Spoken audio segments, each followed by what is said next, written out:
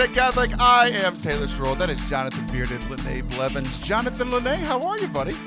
I love that you call me Lene. I'm doing well, my friend. How are you? I'm doing good. I think you like it a lot more knowing that Allison doesn't like it. I think that's the big reason that you like it now. Yep. Although she is probably my favorite person on the entire podcast after these last few weeks. She's up there for me, too. She's the nicest. She's the nicest to me. Is she? She is by far the nicest to me. Don't get me wrong. Liv is super sweet and nice, but I feel like Liv's super sweet and nice to everybody. Just the vibe I get. Just the vibe I get when I drive by 6 people to 5 I hit. I feel like you like her because it's the first woman you flirted with, not your wife, in like 10 years. Ooh, no, that's not true. That's not true. She's a little old for me. Don't tell her I said that, though. I know she doesn't listen to the podcast, so she won't hear this. Like you 100% flirted with her when we were all together on episode 300. So when you said that's not true, I thought you meant that you flirt with a lot of women. I am. Oh no, I'm naturally a flirtatious person, maybe, but just because I thought that whole thing was fun, that's not flirting. I just think that there was a vibe to that episode that, if it was in every episode, could make you the biggest Catholic podcast. No, I'd quit. I'd quit. He says I'd quit. I'd quit. I wouldn't do it. I'm not sure if. I always thought that getting all the co-hosts together was a special occasion and we would save it for special occasions. That's why we don't do it all the time. But now I realize that the podcast would implode if we did it more often. Oh, so, great. Yeah. Hey, I have a crazy cool fact for you. Okay. I met and am now friends with a priest who is working with someone, I think, from Ascension, who is doing the Bible in a year in Spanish. Have you met him, or are you doing that podcast? Are you editing that? No, I'm not. I don't know Spanish, John. It would be really hard to edit a podcast in a language. Oh, that's a good point. Sorry, I sometimes assume that you know Spanish. But yeah, okay. So anyway, he's very nice, and apparently the Bible in a year in Spanish is a cool thing. Oh yeah, me llamo Padre Mike.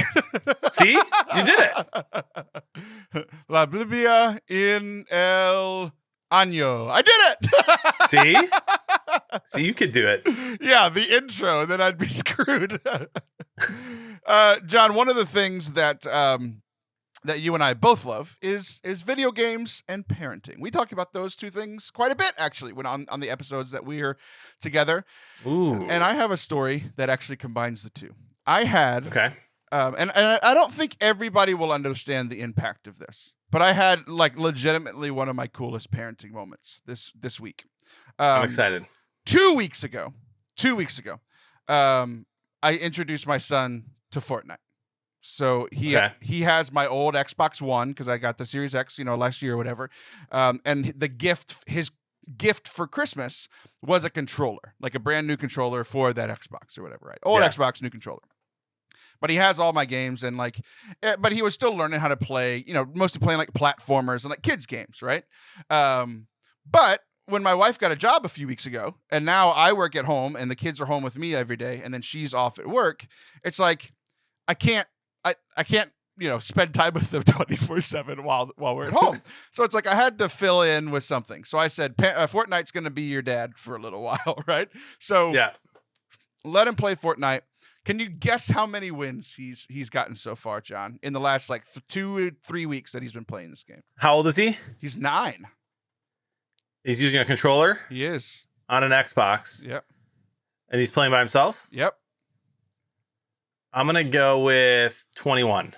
He has 5, which is... Oh, 5 is still a lot. I said 21 because it's skill-based, so he could be winning and then it puts him in higher-base matchmaking, but I was thinking if he's playing with bots a lot, he could be winning a ton. So this is his first shooter that he's ever played, so you made it sound way less impressive than it actually is. No, because I thought you were going to say 50, because these kids, my kids haven't played yet, they're younger than yours, but I feel like if they did, they'd be better than me in a month. Yeah, well, that's not very hard. We've all seen your streams, John. You know how on this show, everybody that I bring on is more popular than me? Everybody that you bring on your stream is better at the game than you. Oh, that is not even close to true. I would say other than your two co-hosts, other than the two Marcos, everybody else that comes on, your brother, Bonsai, all these guests and stuff, they're all way better than you, and you get carried every single time. Interesting that you think that. You watch one game a stream, if that. Yeah, and it's all I need. It's all I need. You've watched about as much of my stream as I've listened to your podcast. That is not true. I've watched way more of your stream. I don't know. You watch like 10 minutes at a time. Yeah, one podcast is like an hour. It's a lot of years. Some quick math. That's like old. 800 hours that I've watched your stream, John. We're getting old. And I always force everybody to give you money on my behalf whenever I come in. It's a great thing we have going on. So he has 5 wins by himself, and dude, the joy on his face whenever he won his first one. I saw his first one. I missed like 2 and 3. I saw 4, and then I missed 5. Well, then, you know, I like the whole point of this was I was really busy. Sam was really busy, so we had to give him something. You know, the girls like watching him too, so it was a really cool thing for them to do here at the end of the summer, right? Well, I was home for like 2 days out of 2 weeks, just traveling. We had our second men's retreat, which was really cool. My wife and I went on vacation, which was really cool. But we were only home for 2 days, so I was really busy. Well, finally, I get home from all that traveling, and I said, "Okay, Chris, I've got my Series X in on the big TV in the living room. I'll play there. I'll bring my monitor in that I use for streaming. You know, that's when I stream 2 or 3 times a year. You know, got him set up on the PlayStation. So here we have the big TV with the little monitor right in front of it. And my son and I played Fortnite together for the first time. And it was like this incredible moment of like, we're sharing this thing that I love, that he loves. And it's like, it's the beginning. Like, he's 9. We can do this for years. Yeah. The bonding that can happen with that is amazing. And there's an objective. You're working together towards a goal. Have you guys won a game yet? We did. So that was the big moment, as we won a game, and dude, just the whole house lit up. The girls, the girls were excited. Me and Chris were excited. We're hugging and going crazy. Like it's like that was the moment. All of that was the build up to the moment that we won. It was just like we did it, man. Because we've played other games together. Like we played, you know, Let's Go Pikachu. And we beat that game together. We played Yoshi's Crafted World. So like those two were like kids games that we beat together, right? But this is the first time that we played a game that, like, obviously kids can play Fortnite, but like a game that I've played for myself that like I really enjoy. And like he's part of it now, and it's just really exciting. And the fact that we won together, it was just really cool. And he's gotten so good. He's better at sniping than I am. I'm terrible at sniping. That's amazing. I think to put this in perspective for your average viewer, like Fortnite is a battle royale, which means about 100 people drop, and there's one winner at the end. And these are usually real people. Maybe there's 20 robots in a lobby. And then there's real people. So beating a game like Yoshi, which you're basically facing a computer, or even winning a shooter game that you play, if it's like 4v4 or 8v8, like that's fun. But this is like, you just beat everyone in the entire lobby if you win a game like in Fortnite or another battle royale. So that's why I think it's so different and so cool and so hype, and why people get so excited when they actually win. Not just beating one player or one team, you're beating 100 teams. Yeah, dude, it's so much cool. fun. It's so much fun. We've gotten, like, pretty much every game we've played together, we've gotten top 10. We've gotten second a bunch, you know, and just kind of missed out right at the end or whatever. Yeah. But we're having an absolute blast, man. And he's playing really well, and he's learning, like, now, you know, he learned how to play by himself, and now he's learning how to play like as a teammate, you know. And he's a good teammate. It's so much fun. It's just very funny. I love it. The bonding. Yeah. So do you have any, like, what are some of your favorite parenting moments? And like, if you say like the baptism of my child, you're going to make me look really bad. So like favorite parenting moments that are like fun, you know? You know, for my daughter's 2, my favorite thing to do ever with her is she now likes to play catch. And so playing catch with her or reading her books, like she will snuggle me up. It's my favorite thing ever. My 6 and 7-year-old boys, my favorite things to do with them, they don't really play games yet, but we do Pokemon Go together. And it's such a fun thing. Either we're snuggling on the bed and doing raids and stuff, or walking around and like looking for stuff and doing challenges. And they just get so excited if we find shinies of anything. And they just love that. And then the boys have a ton of Pokemon cards because they're wildly spoiled, not just by us, but like their uncles and aunts buy them all kinds of Pokemon stuff. And so just recently they started getting into the card game. And so we've been building decks. And I thought it was the nerd. Like, I've never grew up playing Magic the Gathering or Pokemon cards or anything like that. Like, I collected, you know, basketball and football cards. But my kids love it. And so I was getting annoyed the last few months. I was like, Daddy, let's play Pokemon Battle with our cards. And I was like, no, you don't know how to play. Like, I'm not going to sit there and have you make up rules where I die every time. let's play for real.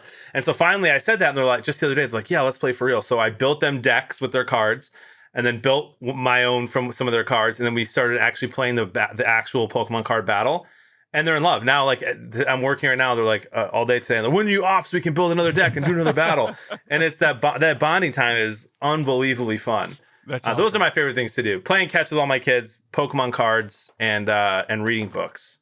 It's funny because my son is super into Pokemon cards as well.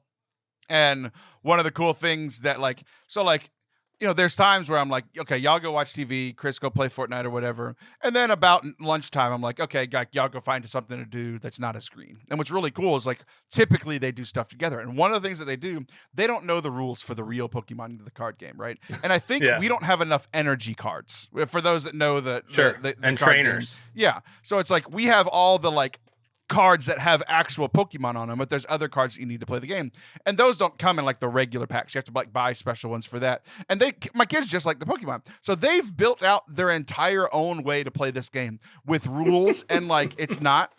At first, I thought my son would just make up all the rules because he's the oldest, but like, he wins every now and then. The middle child wins every now and then. The baby wins every now and then. So it's really fun to watch them like play with the cards, but also like making it up, and like it's not a fight every time. It's very nice. Yeah, dude, I love that. And I want to throw this in too. One of my favorite things. So I took my oldest to the Michigan Big Ten championship football game against Iowa last year in Indy, and it was so fun. And this year, I bought tickets just the other day, my friend, to the Lions-Washington game in Detroit. My wife and both our oldest sons are going to come with us. It'll be their first time at Ford Field. Bro, and you know how diehard Lions I am. Like, my first time there, I was maybe 12. I grew up born in Detroit, but moved away when I was 6. And then grew up in the Chicagoland area. So there's not Lions stuff at the stores by me. I don't see people in Lions hats at gas stations or at grocery stores. But when I went to Ford Field and I looked around and everyone was in that gear. Right. I was like, this is Disney World. I didn't know what Disney World was, but I was like, this is the greatest thing of all time. I'm home. And so I can't wait. Yes, it felt like that. It really did. I was like, this is for me. I belong here. And my boys are going to feel that. And I can't wait. I told my wife, I was like, you're going to record it because I want to see it with my eyes. Like, I need to see it. You get it on screen so we can remember it forever. But I'm watching their faces when they walk in and see the Jumbotron and the logo and shake hands with the players before the game. It's going to be crazy cool. Man, that's so selfish, John. You don't want your wife to experience this with her kids? She will too, but it's a little different. She's a Lions fan because of me, you know? I should get like money from the Lions. My brother is a Lions fan because of me. I literally forced him to watch games with me in college. And now he gets box seats for free. You know? Come on. I seem to remember you being on the sideline for a game recently, John. I think they've done right by you. I think they retweet a bunch of your tweets. They send me Christmas gifts. I think they've treated you well, John. I think you don't want to disparage them because we all know the Lions front office listens to this podcast. They do. Hi, we love you. Yeah. They might not, but I'll definitely take that clip and post it, tag you and them just to see what they say. Okay, please don't ruin my relationship with them. They send me Christmas gifts. You'll have to become a Packers fan. No! I'd sooner become a Broncos fan. You are? I would sooner become a Bronco fan than a Packer fan. Because of Russell Wilson? Or because they have a brand new owner, and I used to like John Elway a lot, so why not? You just like new things, huh? Yeah. Just like all the new things that are being made up at the masses in your diocese. Yikes. Exactly. Big fan of the new. Oh, man. Okay, so I have one more that's weird. Because a lot of the things that I've shared, that you've shared, are like pretty typical, like dad and their kid moments, right? I have one that I think, maybe saying this out loud, maybe one person will be like, yeah, we've done something similar to that. But I have one really weird one because it's oddly specific to me and oddly specific to my 2 girls. They both did it when they were about 2 to 3 years old. Okay. I'm ready. It's constantly about 180 degrees in Texas. Okay. Yep. So I walk around my house without a shirt on most times, right? So I'll be laying in my bed without a shirt on. I'll be like on my phone or on my iPad or whatever, and my girls will just run into the bed. They'll jump under the bed and we'll snuggle and we'll cuddle for a while, right? That's the normal part. The abnormal part is like when I start wrestling with them, I'll get on my belly, right? And then I'll be laying on my stomach.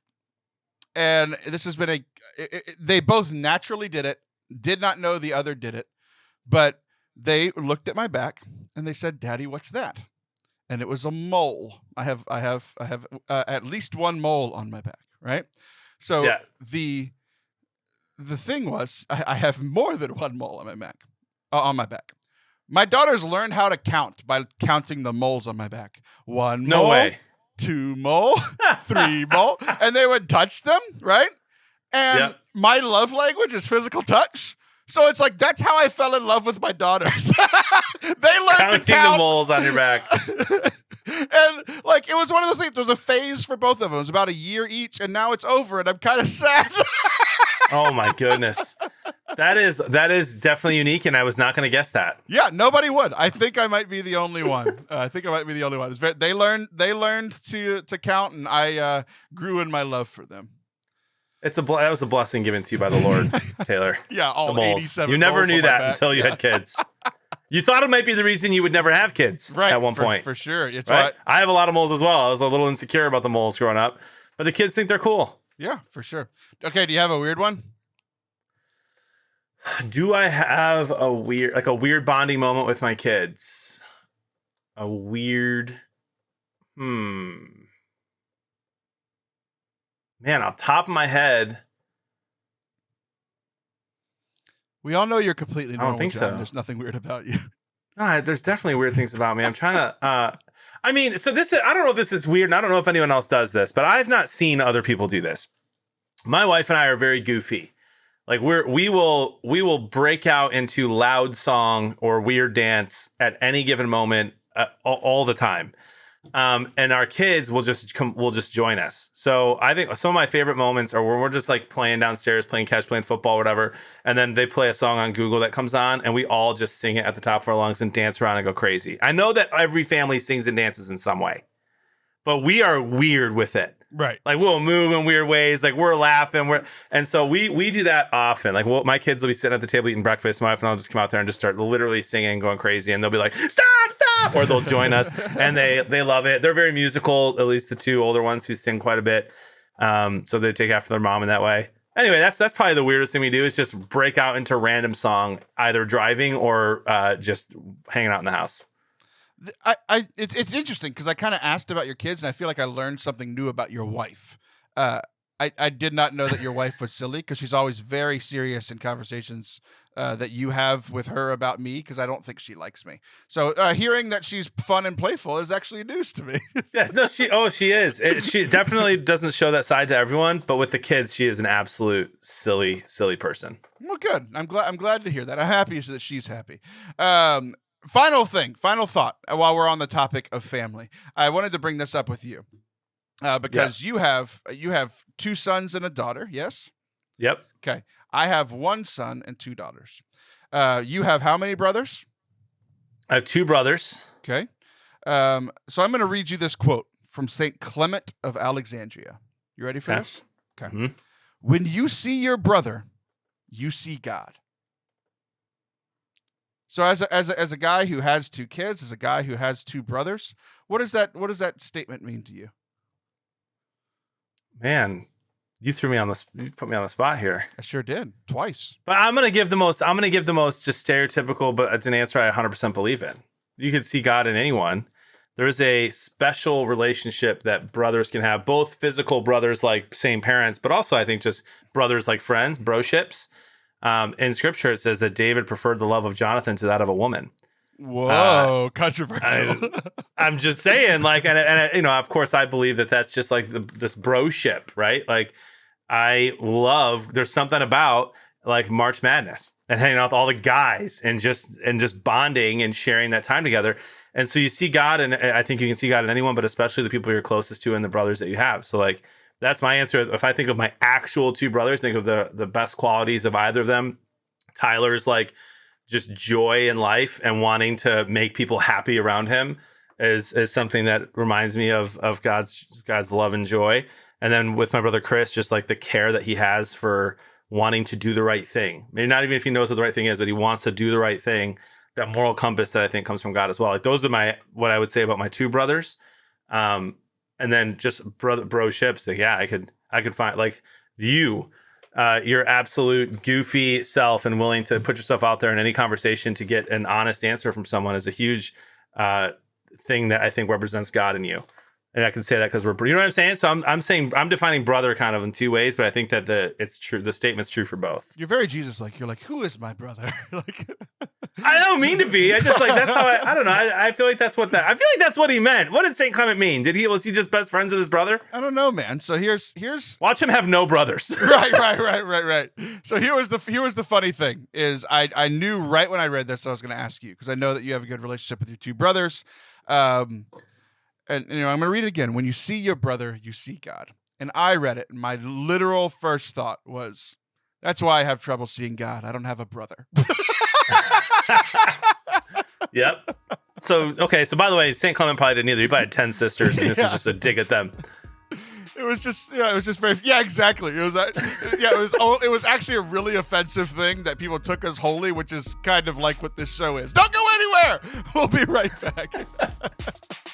Over the last few episodes, I've been thanking you guys because we finally hit the big milestone of 1,000 subscribers on YouTube. We actually just hit 1,100. It's actually very pretty exciting. That's what a professional YouTuber and podcaster would say. But the next big thing that we need your help with is, in order to become a YouTube partner, the other thing that we need, other than 1,000 subscribers, is 4,000 hours of watch time. We've got about 2,300, but here's where we need your help. One, you could just watch this show on YouTube. If you typically enjoy it on the podcast, we started the podcast 5 years before YouTube, so not a lot of you guys listen on the podcast. If you listen on the go, that's perfectly fine. But if you're just sitting around the house and you can push play on it, that would be hugely tremendous for us, especially as we make this final push to 4,000 watch hours. Also, I mean, you can cheat the system if you want. Just hit play on a playlist and go run errands or whatever. Go work out, go to church, go to work. I mean, it'll just play for 8 hours while you're at work. It would be really helpful for us. YouTube.com/Forte Catholic. Just hit play on one of those playlists and see what happens. Thanks, guys. Welcome back to Forte Catholic. I am Taylor Schroll. That is Jonathan Bearded Blevins. I learned something new recently, which I feel like I should have learned a long time ago, Jonathan. How to spell the word regret. No, I know. Oh, no? Okay, what else? I actually know that because of the famous tattoo that was spelled incorrectly. I think that's how I learned how to spell it. No, for me, it was by listening to the Nate Land podcast. So Nate Bargatze, who is a big comedian that we talk about here, every now and then, but also one of the co-hosts on that show is Aaron Weber, who is our Christmas guest every year for like the last 3 years. Every year on the show, me, Father Anthony, Aaron Weber, just get to have our yearly chat. Right around our Christmas episode. It was actually really, really exciting. He's coming to Bryan in like a month. Oh, sweet. Like not College Station, not Houston, not down. Like he's coming to Bryan, like our little town. And I'm so excited. What's the date? September something. Tell me. I'm going to. He will be here on September 29th. I will be in Houston in September, but not then. That would have been fun. Oh, man. That would have been really cool. That would have been really cool to come up and see him. But on their show, they do like random topics, right? So like they'll do like, the 90s. So they'll talk about like all the big things that happened in the 90s, trends that happened in the 90s, and then they do like the 70s or whatever. But then they'll do other topics like, time or travel or whatever. But they like one of the ones they come back to is like the decades, right? Okay. So I've always called all the years that I've been alive. I was alive for 2.5 months in the 80s. That's called the 80s. I was alive for all of the 90s, all of the 2000s, all of the 2010s, and then all of that what we've had in the new roaring 20s, right? So those are the terms I've always called those. But I heard that there's actually a specific and correct term for the 2000s. Have you ever heard this? What is the correct term to call the you're not supposed to say they're the 2000s, because technically that would be all of the 100 years. 21st century. No. So it's specifically those 10 years. So like what we call the 2000s, like 2000 through 2009, right? Yeah, I don't think I know this. It's called the aughts. Yeah, I've never heard that before. Yeah, so the AUGHTS, the aughts. Why? But I think it's an old term for zeros. So like Okay. the 80s, 90s, zeros is essentially what they're saying. The aughts. Sure. Right. Okay. And then the 10s. So it's just to differentiate, because like if you say the 2000s, that could be anywhere after the year 2000 until 3000. Right. What are the 2010s? The 2010s. The tens. Seriously? Yeah. Why not? Okay, this is wild. Because it's just more specific, right? But because like when you say the 2010s, it can only mean 10 years. But if you say the 2000s, that could mean like if you say like the thousands, that could be anywhere from the Middle Ages to when we were born. Right. So I heard that, and my first thought was, I've always called them the 2000s, but in the 2000s, so I was in junior high, I was in high school, I was in my early years of college, right? So I heard the aughts, and I'm like, okay, that actually does make sense to me. OUGHTS. I ought to have done this better. I ought to have done that. I was making a lot of mistakes in the 2000s, learning how to be a person. So I was like, I think I really like. I do have some regrets from the 2000s, right? And I often think like, if I would have done that differently, what would my life have looked like differently for that month? What would it look like differently for the next year? How much differently would my life look now? The whole butterfly effect thing, right? Like, sure. Because it's like I have regrets, and the people always typically say, "Oh, don't have regrets because it all led you to where you are now." And like, I totally get that, because I'm incredibly happy now. I'm happy with the life I have. I'm happy with my wife, my kids, but there's still some things that like I hurt people, and I would love to take that back, right? So, are you a person that has regrets, Jonathan? Where do you come in on the whole regrets thing? I have many thoughts on this, my friend. First, I'd like to start by defining the word. Oh, Wikipedia? Yep, first thing that popped up. Actually, it says dictionary. To feel sad, repentant, or disappointed over something that has happened or been done, especially a loss or a missed opportunity. Or a feeling of sadness or repentance or disappointment over something that has happened or been done. Okay, that's the same thing. Or something that has happened that you were sad about. Or I wanted to double check the actual definition, because everyone knows what regret means, but does it mean dwelling on? Because I have a lot of regrets. A lot, actually. I think most people should have a lot of, like you said, people who, like, I regret every person I've hurt or wronged. I regret not trying harder in school earlier on. I finally studied theology and found something I loved and did really well in school there. But I bet that I could have been convinced by the right teacher or the right whatever to care more about school earlier. And I don't know where I'd be now. I don't think about it often, though. I don't often think about the people that I've wronged. Like I've repented. I've hopefully said sorry, gone to confession. But would I change it if I could? 100%. I think everyone should have regrets. At the same time, how do you then learn? Like if you learn that you hurt someone by hurting them. Yeah. You can't just, unless you're Jesus, you can't grow up and not hurt people. Right. Yeah. But I do think that I could have learned that lesson a lot earlier from hurting less people. So yes, I do have regrets, but I do not dwell on them, nor do I think we should dwell on them.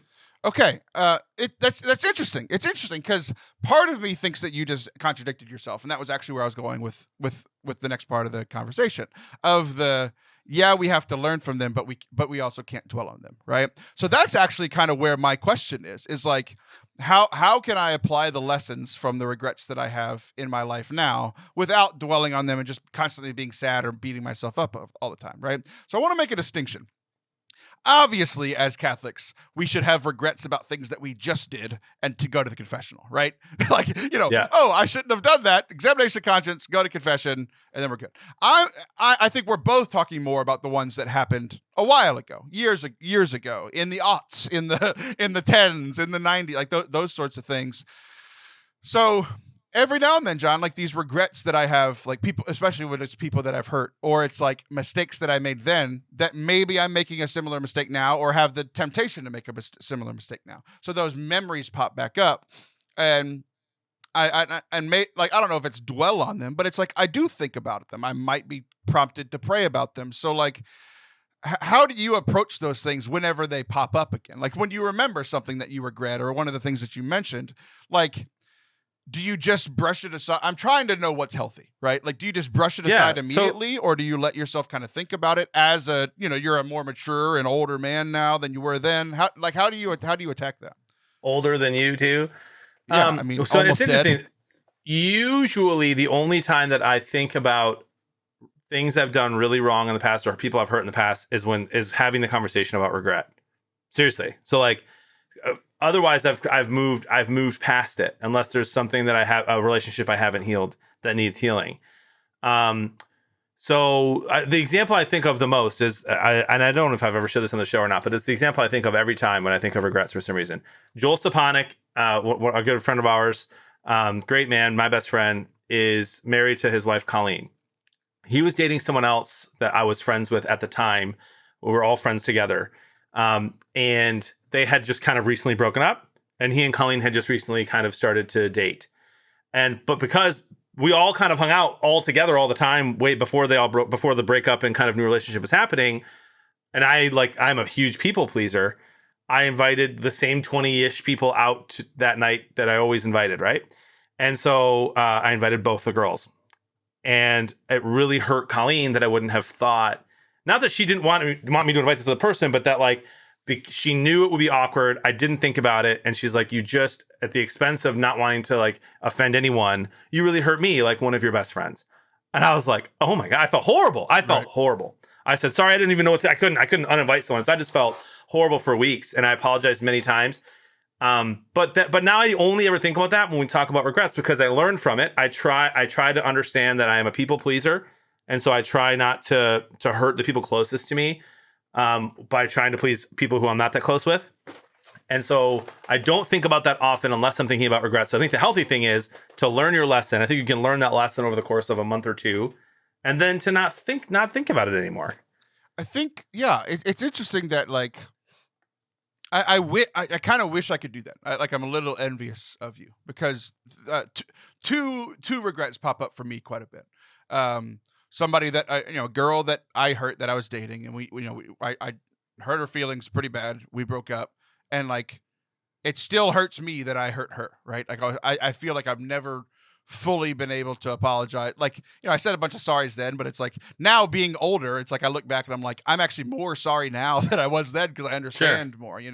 That pops up, and it doesn't happen all the time. But if I hurt my wife's feelings, or if I hurt her, all those feelings rush back from 2006 or whatever it was, when the first time that I really hurt somebody that I cared about, that I loved. Right. Yeah. So that one pops up for me. And it saddens me. It kind of compounds the situation, because it's yes, I'm older and I've learned, and through that relationship, I learned how to treat a woman. I learned how to, be kind and gentle and loving and those sorts of things.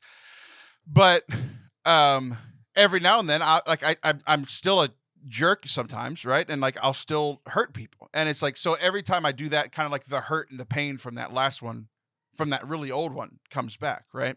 Sure. And then there was something that happened recently, with a friend. There was a lot of relationships. There's a relationship that I had that just ended 2 years ago, right around COVID. We were really good friends, and then we just kept offending each other, just over and over, just kind of spiraling down. Right. So, at the time, I thought it was kind of all his fault. He thought it was all my fault. And then with hindsight, I went back and looked at the messages. I'll tell you why in a second. I went back and looked at the messages about a week or two ago, and I was oh, I was a jerk. Right. And it was I was being a jerk because I was hurt. Right. But that's still not an excuse. We were just constantly being rude to each other, and it spiraled down to playful into hurtful into just being jerks, And it ended the relationship. And the reason it popped up was it was kind of a providential thing. Multiple people kept saying oh, how's so-and-so? And it's I don't know, because they don't know that relationship ended. Right. I don't know. I don't know how that person's doing. And then I was doing this men's retreat, and they were hey, you should invite this person. You should invite this. 5-6 different people of their own volition told me to invite this person. So it popped back up, right? Where I'm I need to go back and think through this, pray through this. And essentially I did, and good came out of it. I sent a message for the first time apologizing. apologizing. Yeah, that is good. Yeah, apologizing for being a jerk and inviting this person back into my life. Now, I haven't heard anything back, so maybe it's too far gone. But I did my part, right? So I share those two examples because it's two different things, right? There's the one where it popped back up, not of my own volition, and I did something about it, right? And there's the other one that's just kind of probably one of my biggest regrets, and it just pops up randomly, and I can't really do anything about it. So those are like the two that like really pop up to me when I think about regrets. Interesting. I think, I mean, you do the right thing. I can't think of a relationship that in my adult life that like I don't have anymore. That's because of that's unresolved. Do you know what I mean? Like, so I like it's either resolved, like we're good and we're not friends anymore, or like, or we've just resolved it and we're still good friends. So I hear you. I can't share in the same experience. You just can't relate because you're a better person than me. That's what no, it's not that. No, bro, it's probably because of my biggest insecurity of I would never be able to get to go mean message and not at least resolve it. Like I couldn't do that because I'm a people pleaser. I can't have someone hate me. So I would have to figure that. I would have figured it out. That's a flaw, not a good thing. I don't think. Is that I'd have to. Even if they deserved it, I'd probably be like, can we not hate each other? Right. So, but I'm with you on the whole, like, my biggest regret as a group of people that I treated poorly is any girl I ever dated, that like, I just didn't treat the way that, you know, I would want someone to treat my daughter. In many ways I did, but in the ways I didn't. I will think of that every once in a while, especially when thinking of how I'm raising my daughter, like, you know? Yeah.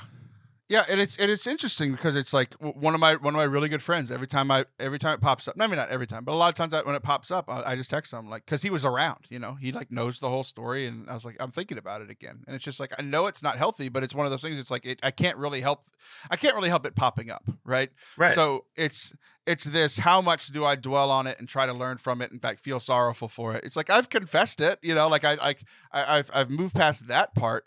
But it's just like every now and then it's like, oh, like I'm still that, you know, 16-year-old jerk every now and then, you know. Yeah. Holy crap, that was half my life ago. I just set in. I'm 32 yeah, and I was 16. When it was, yeah. Maybe by, what's 32 plus 16? 48? Maybe by 48 I'll be 48. Over it. Let's just call it an even 50. Yeah. Then you can offend, when you're 50, you can just offend people and not be sorry. That's the thing that happens, I heard. I think it's much later than that. Darn it. Anyway, any other thoughts on regrets? How I should handle mine? I don't know. I mean, it sounds like maybe. Here's the thing, bro. This is where you have to bring a therapist on. There are people that I have not had the chance to apologize to when I was 18, 19, 20, 21, 22. That I don't even know if I'd be able to get a hold of. That I'm like, it would probably do more harm than good to even just reach out and say sorry. Yeah. Right? It'd be weird almost. Yeah. So I'm kind of like, I pray for them. I prayed for them all, like in one specific moment during adoration, made sure I confessed it all. And now I try not to ever think about it again. I'm pretty good at blacking stuff out. Not sure if that's healthy though. Okay. Well, maybe I'll try your version. You try mine and we'll report back next month. Yeah. I sent out 20 apology letters. I'll let you know how it goes. That's too funny. Let's see. So this is a question that I heard on a podcast the other day. I was already thinking about this segment, and then I heard this on another podcast. If you could see what your life would look like if you made different decisions, would you want to see it? Not would you want to live it, but like if right now, like on a television screen, if you're like, you know, when I was 16, I made this decision. If I would have made a different decision, would you want to know? 100. Well, see that my initial reactions. Yes. Why not? Give me 1 hour. I'll give you 10 decisions, and I want to see in that 1 hour the 10 different ways my life would have gone. Sure. Why not? It'd be kind of fun. But then I think about it, and it's like, but if I saw something like crazy, you know, where it's like, man, I wish I would have done that because it's somehow better than my life now. Would I dwell on that? I'd like to think that I would say no, but I can't give an honest answer. I'm gonna go with my gut and just say yes. I'd like to see it. Oh, see, this is where we differ. I couldn't do it. I couldn't live with myself. Whether it was like. Because if there was any part of my life that was better, I'd be sad thinking about it all the time. Like if you had a Rolls Royce, you'd be like, no! It's so funny. But here's the thing. Wouldn't the things you love, like, so let's say you have the Rolls Royce, but you don't have the family you have now. There's not a scenario, even if you have a wife and 8 kids, there's not a scenario that you'd be like, I wish I would have done that and lose your family. I mean, if it's Giselle Bundchen I'm married to, I mean, you never know. That's the kind of stuff I'm worried about. I mean, see, okay, so that wouldn't bother me because I would see the Rolls Royce and I'd see a different person who's not my actual wife, and I'd be like, nope, would never give her up or the kids. But it would have been your wife, though. That's the problem. If you would have, I love my wife and kids now, so that's what would make it easy. But you would have never met her. If you would have studied in college, you'd be married to Giselle Bundchen right now. I think that's another good question. I don't know how much time we have left in the segment, but I would like to know, like, what decisions for me would I have made differently? Like, you know what I mean? If you could pick 5 scenarios or 5 decisions that you made, which ones would you want to change and then see where your life goes? I've got 3 immediately, and I could probably come up with the other 2. My list. My very first. Go ahead. I'm not sharing them. Oh, I will. Like for me, my first one. When I went to community college, my goal was to be like a sports broadcaster, and my first professor told me that this is how he started class, and I'll never forget. I should find out his name and write him a letter and tell him he's a jerk. He said, healthy. I taught at Northwestern University. I'm here now because I'm retired. And if you've seen J.A. Adonde, remember him? He's on ESPN all the time, around the horn, part of the interruption, sometimes as a sub. J.A. Adonde, I was his teacher. And I'm just here to let you know that none of you will be the next J.A. Adonde. Like at this school, in this college, no shot. And I was just like, oh, okay. I would have raised my hand and said, sorry, sir, I'm shooting higher. yeah. But I literally quit. I quit the class, and I was like, oh, well, I guess sports broadcasting is not for me. Like, if this isn't the right college to be in. And then I ended up getting paid the last 2 years to host every NFL game. So like maybe I could have done it. So I would like to see, if I didn't quit that, where would I go? But then I wouldn't have moved to Wisconsin and met my wife in theology. So, but I would like to see that one. Just see. Why not? Take a little snapshot, see what happens. See, I can't do it. Now I'm going to flip the question. I couldn't live with it. I couldn't live with it knowing any little thing would be different. It would break my brain. It really would. But I love that about you. It would break me. It would break me. But whether it was better or worse, either way, it would break me. I would love, though, when I'm discerning a branching decision tree. I would love to see the future of like. So you want to see the future? If I make this decision, will it go this way? If I make this decision, will it go? Even if it's just like a 5 days ahead, like that would be really helpful for me. I mean, it'd be helpful for everyone. Yeah. Should I invest in SHIB? Yes or no? Yeah, exactly. Yeah. Oh, yes. Okay. Yeah. What was I gonna say? Oh, here's 2 of my more recent regrets. We'll end on a little lighter note. You ready for this? Yeah. Have you hired babysitters that you don't know? No. Okay. So we have a service in town that's like whatever, babysitters.com or babysitters of BCS or our area or whatever. And they're all like vetted, like, so it's a company, and all these, it's usually college girls. They're all vetted. They've been background checked. They've been through like the safe environment stuff and all that stuff. So whenever we need to, we just pay for them to come over. Right. And they've all been tremendous. We have had no problems. Like I always ask my oldest, like if anything weird happened, like that, like nothing's ever been a problem, right? There's never been anything weird. But you're on TikTok. You've got your Bearded Blevins TikTok, right? And one of the things that TikTok does is there's the like, these are the for you, like the things that we think that you'll like. And then there's that other tab that it's like, hey, these are people that you either follow or contacts that you have in your phone.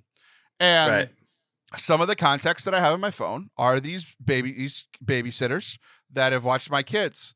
And I have scrolled through quickly, I'll put it that way, more thirst traps than I would like to imagine with these girls that watch my kids. So there's a little bit of regret in the girls that I have hired to watch my children. They were great with my kids. They're just a little wild on the days they're not here. Yeah, you just made me thankful for all the babysitters that we have around here. Yeah. My wife and I just found a gem. We're in Mass, and I knew this girl's mom because I worked at the church, but I didn't know she had kids. I didn't know how old her kids were. And she was like literally turning around and playing with my kids the entire Mass. Turns out she's in 8th grade, just got her babysitter license. I got a babysitter locked up for 5 years now. Shouldn't say locked up. I got a babysitter for 5 years now. It's incredible stuff. Chained to my radiator. Dude, we went through the whole like interview process. Like, she loves my kids and the kids love her. And I told all my friends, I was like, you're not stealing her. I'll pay her $30 an hour and go broke before I ever let her go somewhere else. Here's the difference between me and you, Jonathan. I'd rather hire, not not in a weird way. I would rather rehire some of these girls that I now know, I've now seen their TikToks because they're college girls than an 8th grader to watch my kids. Oh, no, not me, man. I was a great 8th grade babysitter. 8th grade is too young, man. Too young for my kids. Can't do it. So maybe your kids just like little devil kids, or no. I trust their strapped TikTok girls more than I do 8th graders. Fascinating. That's what's different about us. All right, you ready for one sad one? Yeah. Here's one of my regrets, and I might actually get sad about this. Oh gosh. Yeah. You just said end on a light note. I know. I should have done this one first. I didn't read my notes fast enough. I was so engaged in our conversation. I had a very sad moment about 2 weeks ago, and my regret is that I have gained so much weight.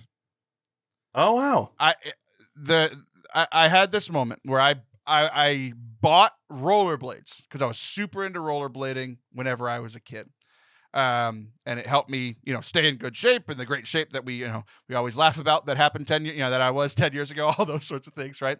I bought rollerblades because I thought it'd be a fun way to stay in shape. I didn't know that rollerblades had a weight limit, and they 100% do. Okay. I did not know that either. So I bought these rollerblades. I tried to rollerblade in them.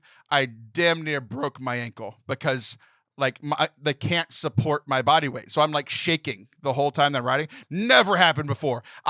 Because I was a sprinter, I was incredibly good at roller skating because it's the same motion, right? It's just rolling, running, right? It talk about things that broke me. It broke me for like 3 or 4 days, and I was like, I'm too fat to lose weight. No, you've got this, my friend. So I was really sad for a little while and dealing with regrets, right? Of like how much weight that I've lost. We had a lot of action items. I've been eating a lot better. I think that was kind of the wake up call that I needed for all this weight that I've gained. Of like, I can't even rollerblade, man. Like, that's ridiculous, dude. So, I've been eating a lot better. We bought a stationary bike for the house, so I don't even have to drive to the gym to do that anymore. So it was sad, but it was like a good wake up call of like, okay, I have this regret for how much weight that I've gained. And that was the wake up call I needed to be like, okay, I got to do something about this. Cause I literally can't stay like this. So. Yeah, well, dude, you're going to look back 10 years from that moment, and you're going to be like, you could look at that now regret as the biggest blessing of your life. I'll almost be that 48 that we talked about earlier. You will. But I'm with you. I think that's cool. I'm glad you shared it. Yeah, I was real sad, man. I was depresso. I drank some espresso. And then I gave up espresso because it wasn't good for me. So. All right, well, that's our sad ending to what was a very fun segment about regret. Don't go anywhere. We'll be right back. You've made it 2/3 of the way through the podcast. Well, at least 2/3 of the way through the segments. I'm proud of you. You did it. You made it here.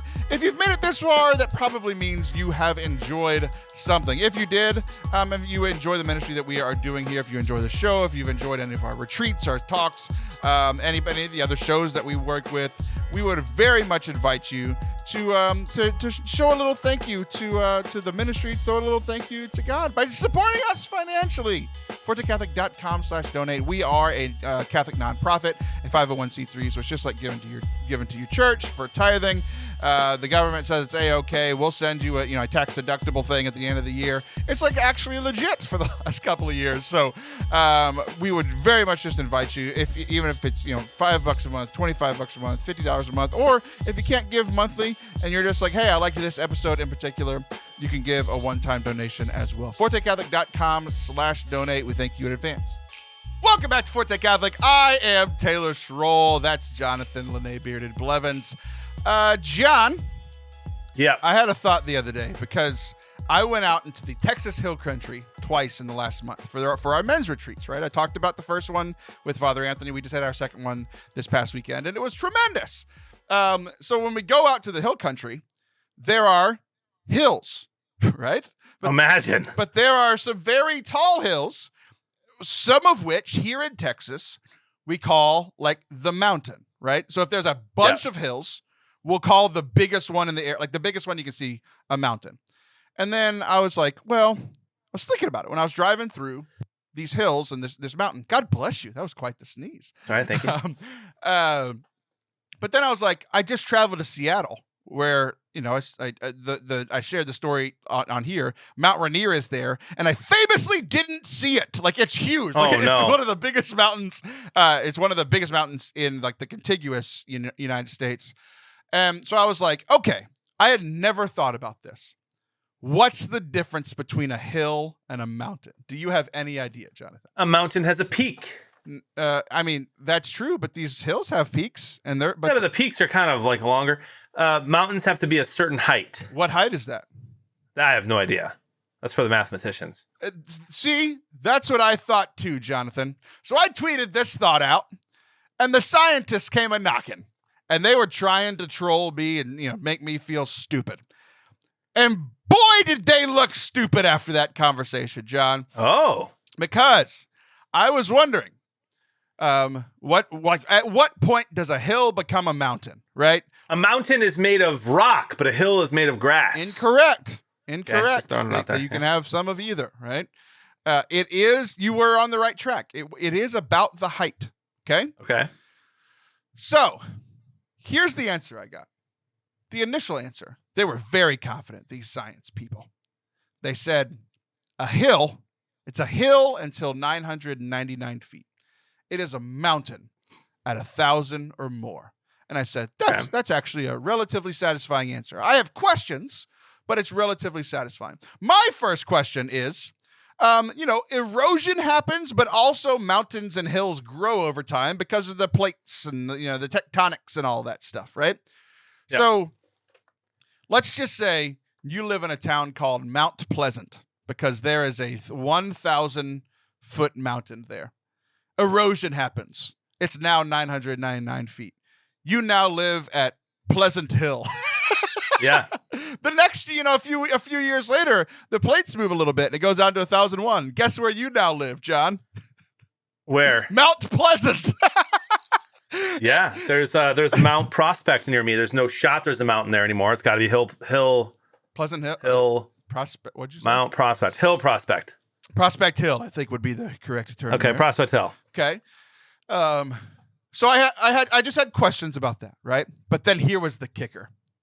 Yeah. I said, I was like, who decides this? And they were like, science. And I said, okay, then how do you know? How do I, as a person, know looking out at me? And they said, you know what they told me?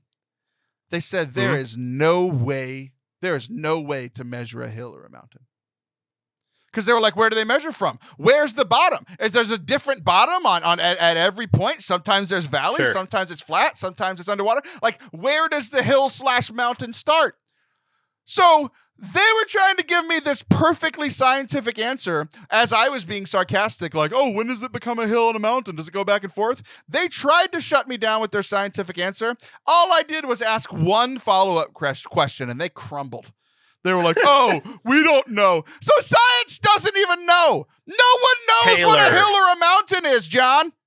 Taylor destroys science. It bothered me so much because it was the first time in my life, in my adult life, I would say, that I looked for an answer for something and no one had it. Like, every now and then it's like if I'm struggling with something theologically, if I'm struggling with the science of something, if I'm struggling with something, I just know implicitly that there are people smarter than me and more studious in this area than me, and I can go find the answer. And that has been proven to me over and over and over again. So finally, I go to find this answer to this random question that I had. Like what I'm doing right now. Keep going. The scientists cannot decide and or tell us or measure correctly a hill or a mountain. So obviously, like Mount Rainier, clearly a mountain, right? But these very tall hills in the hill country in Texas, no one can tell me if it's a mountain or not. And I'm getting super sassy about it. You couldn't even see it. I was like holding my hand like this, like the sassy girls do. Yeah. So I'm confused. Why wouldn't you just go with the basic answer that showed up first on Google? Because I have follow-up questions, John. The basic answer on Google is that a hill is kind of like hilly. I hate to use the word its own definition, but you know what I mean? Like it's got bumps. And mountains have peaks, like I said, but they're points. John, I was just in the hill country where these little 100-foot hills have peaks. I need pictures, bro. Pictures or it didn't Why happen. don't you just come on the retreat like you were supposed to? Pictures or it didn't happen. You're going to get created by a steep rise in landscape. A steep rise. So the hill isn't a steep rise. It's a wide rise. John, I went straight up a hill in a Jeep this weekend. That's not. Was it in rollerblades? It was not in rollerblades. I would have died. That would have been tough. Man, okay. I'm curious to where you're going with this. So here's I'm with you. Thing. I'm not an expert on this. Yeah. Oh, you're not an expert. Clearly. I was about to say. Yeah. Although I did watch 5 Peaks. Great show on Netflix. Was it? I never or even 7. heard of 7 Peaks. Literally never heard of that. A guy summits every single like tall mountain, like top 7 or 8 in the world within like 45 days. It's pretty insane. Nice.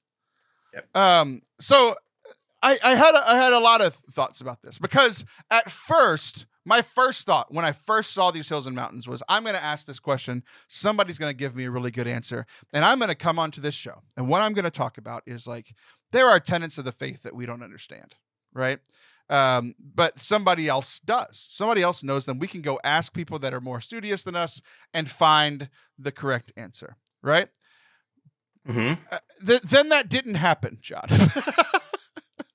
And I started thinking about I didn't have an answer for what I knew. I had to bring this up, but I had no idea what like you said, like where this is going, right? And then I started thinking about bioethics, which is a weird thing to transition to. Right? Yeah, wow. Okay. Because this, I talk about it a lot. People might be tired of it, but it's a huge part of my life now, so get used to it. The foundations class, we had a big Q&A. This adult faith formation class that I'm running, and one of them was asking a very specific question about in vitro fertilization, right? And I think the church's teaching on in vitro fertilization is pretty clear, right? Because that's been around for a little while. But there was a question that said that was a little bit more cutting edge science, right? And I didn't know how to answer it. One, because it was just like, I'd never even heard of this, right? It was like, what to do with these fertilized eggs. It's like, can a Catholic adopt a fertilized egg? For sure. And I love that question. And it was like, it became more gray, right? Because it wasn't as black and white as somebody saying, hey, I would like to do in vitro fertilization. The church is black and white on that and says you should not do that. Okay, and there are reasons behind that. And you can go find those answers pretty easily, right? But could you, John, could I adopt somebody else froze the egg and sperm came together and they are now like, it's a child, right? And they're frozen. Could we adopt them? And some tenets of the faith would say no, and some tenets of the faith would say yes, right? So it's this gray area that's like more cutting edge and new. And like, so I started thinking, I was like, there's 2 answers to this. One, there's probably some bioethicist, theologian that has answered this question. It's just not common enough for even me to have heard about it when I'm pretty into this stuff, right? Yeah. So definitely like the common public hasn't heard about it, right? If I'm like constantly seeking answers like this. But then secondly, I was like, whether it's this example or not, and somebody might listen to this and say, they know the answer. They've met the bioethicist or whatever. That'd be great. I'd love to know that answer, right? And it's something that actually between now and this recording and like I'll actually have looked up the answer because I need to go answer it again for next Monday, right? Right. But I would love to hear someone knows that answer. But anytime there are new scientific advances, science is happening faster than theology can happen. How is the theology? Because the truths of theology don't change, but the things in life that it needs to apply to change rather rapidly. And it gets a little bit more gray until it's not, until theologians have a chance to look at it, comprehend it, and then share about it. And that's all I could think about with this hill mountain thing. I was like, it's gray. It goes back and forth between hill and mountain. We can't perfectly measure it. And it's like, obviously hills and mountains aren't the cutting edge of science, but like, that's what I started thinking about. What do you think? I think it's great. I love how your brain works. It works like no other person I've ever met before. To go from that to bioethics is like the wildest thing, but I appreciate that. I think you're right. I think it would be hilarious to have a mountain hill expert on the show. Seriously, it'd be hilariously ironic, and a 20-minute conversation about it would be fun. I know Taylor a guy named mountains and hills. That's Catholic. I don't think that applies. So what do you want my thoughts on? What part? Any of whatever stoked your brain there. I mean, if anytime I get into a situation where I'm like, what does the church teach about this? I just text JD Flynn. And he gives me the answer. So I would send him a message and he'll give you the answer you need for Monday or point you to the person who does. About hills and mountains? Yeah, no, the theology part. And then, this might be wildly off topic, but you want my opinion on where my head went. Like at Napa, one of the only sessions I went to, because I was mostly just networking and having business meetings and having fun with new friends, was Father Spitzer. Have you heard of Father Spitzer? I have, yeah. He's like I'd heard his name, but I had never had a chance to hear him speak or whatever. Dude is probably the smartest guy I've had a chance to meet in the Catholic Church and in the science world. Present company excluded. Yeah. Of course. Yeah.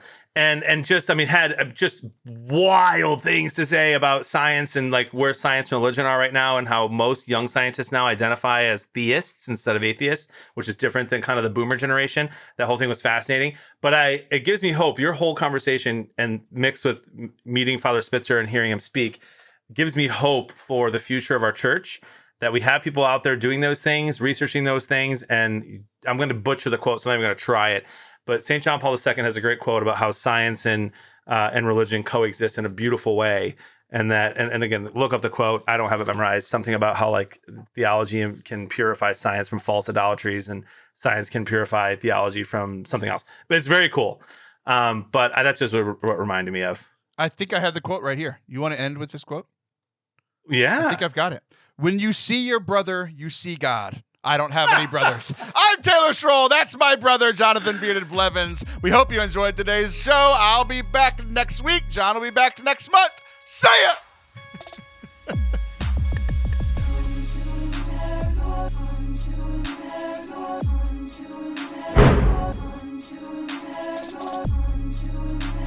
Thank you guys so much for being with us today. We hope that you enjoyed it. If you did, please hit that subscribe button if you haven't already. Leave a comment on YouTube. So hit what was the other thing? Review on podcasts. Leave us 5 stars, whether you're listening on Apple Podcasts, Spotify, wherever you are listening. Give us that 5-star rating. It just helps other people to find the show. You guys are awesome. I'll be back soon. Love you.